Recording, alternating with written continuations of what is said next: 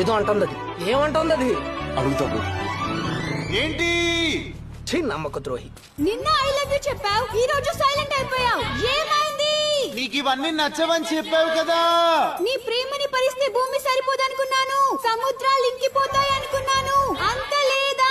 సముద్రాలు ఇంకిపోవడం కదా, డ్రైనేజీలు పొంగిపోతున్నాయి ఇక్కడ. బ్రో బ్రో బ్రో తగలెట్టకు బ్రో. నిన్ను చూసాకే రేగింది అలజడి. నీ కోసం కడతా నా గుండెల్లో గుడి. జోడిచ్చు కొడతాయి ఎంబడబడి. నీ అమ్మ. ప్రేమ అంటే ఏంటి?